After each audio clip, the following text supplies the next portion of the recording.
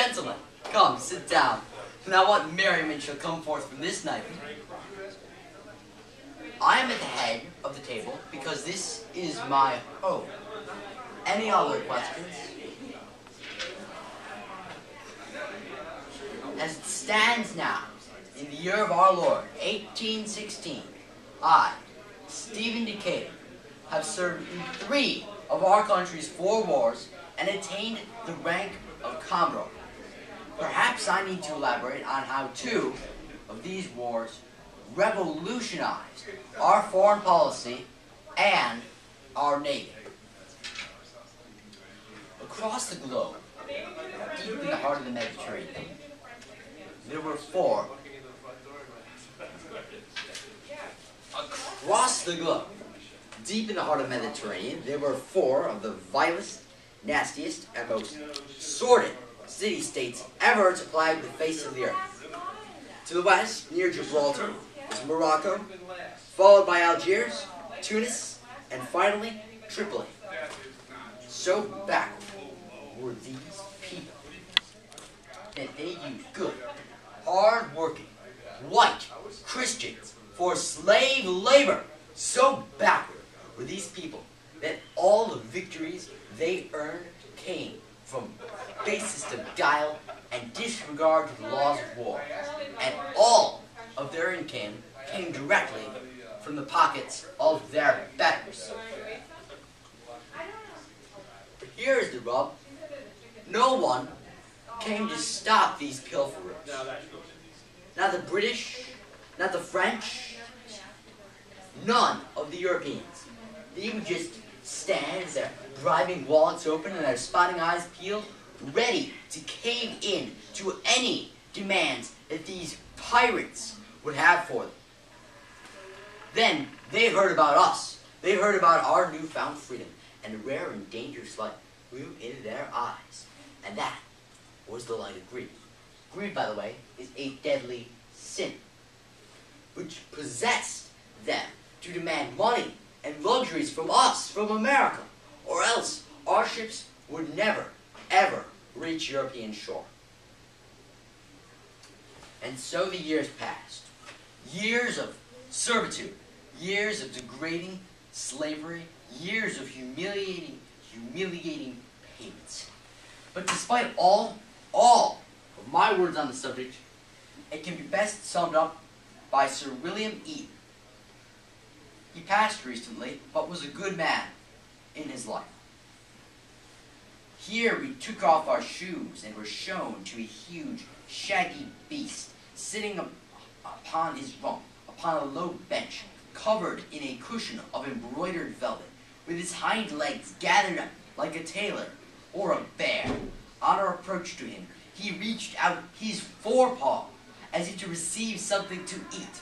Our guide exclaimed, "Kiss the day's hand." What he was describing was in fact the ruler of Algiers. These problems came to such a head that one of our vessels, forced to travel to give money to these pirates in Algiers, was forced to travel further to Constantinople, waving the Algerian flag instead of our own, a sign tantamount to submission, surrender, and slavery. In the year of our Lord, 1801, the thugs of Tripoli dared to increase their demands against us. But this time, Thomas Jefferson, our president, said no. We, the people, said no more. And thus did the war I fought in first began. Despite our modest, to say the least, Navy, a miracle happened. None of the other 3 states dared to follow Tripoli into war against us. It would be a one-on-one duel.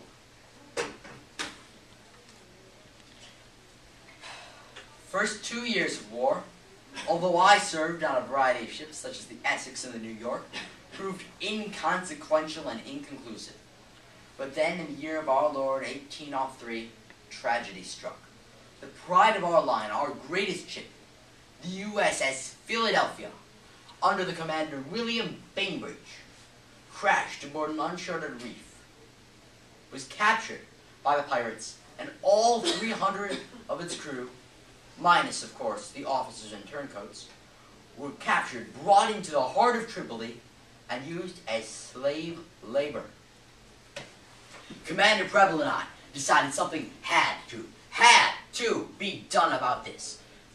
We tried to act quickly, but months and months passed, of these men suffering in slavery, and our ship being used against us.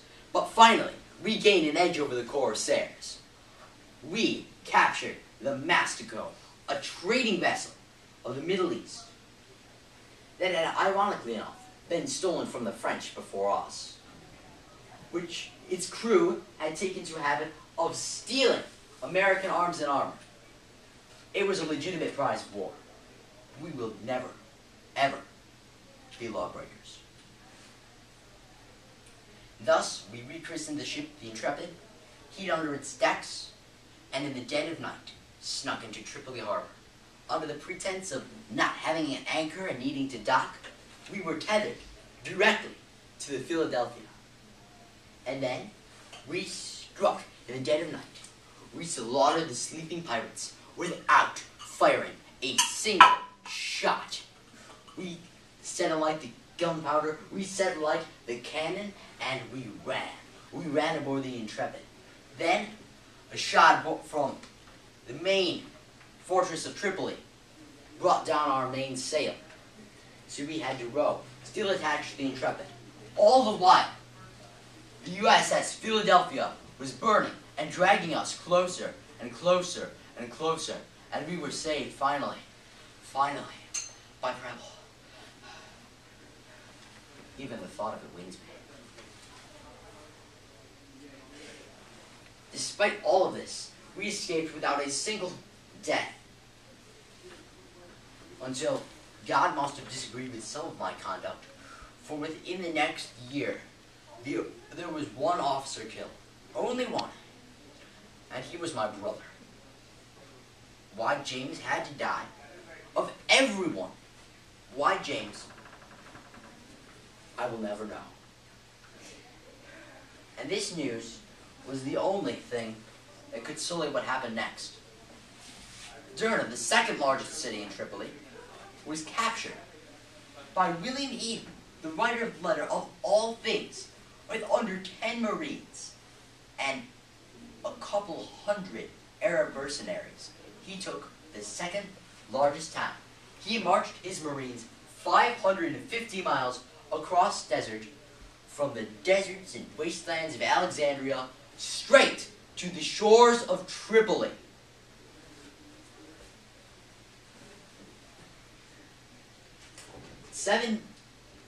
Then, we were going to win. We had Tripoli on the ropes when diplomats snatched our victory straight from our grasp. At least they had enough common sense to free the prisoners. And they did stop the tribute. But we were still paying to, more than ever now, to 3 of the other Barbary states, who were, to say the least, a bit mad at us.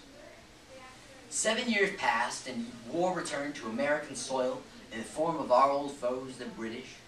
I, of course, took arms and fought against them, along with help from thousands and thousands of other brave American men. But while we were fighting the good fight against the British, Algiers quietly returned to its own ways, taking our tribute along with stealing our ships. This had to stop. 1 year after the war ended, and ironically enough, last year, in 1815, we sent our men to Algiers. We sent our men to the coast, and we put an end to this once and for all. The battles were short and hard and brutal. We fired our cannon, we sunk the Algerian flagship, and we paraded our forces all around the Barbary harbors. We showed them what happens when you cross America. In fact, we showed the world, before these wars, we were not taken seriously as a nation. The Spanish refused our right to Florida, and regrettably they still do. The French demanded bribes from us in the infamous XYZ affair and quasi-war. But now, we've turned things around.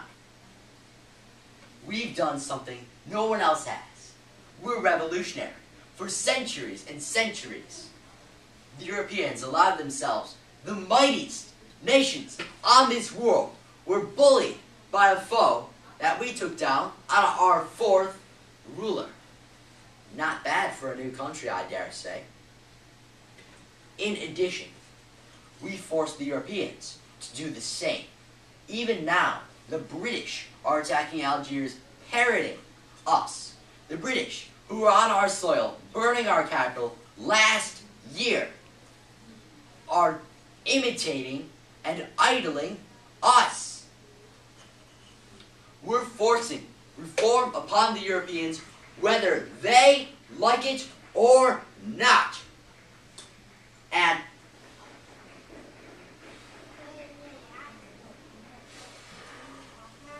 oh yes, before I forget, one final toast. Our country, in her intercourse with foreign affairs, may she ever be in the right. But right or wrong, our country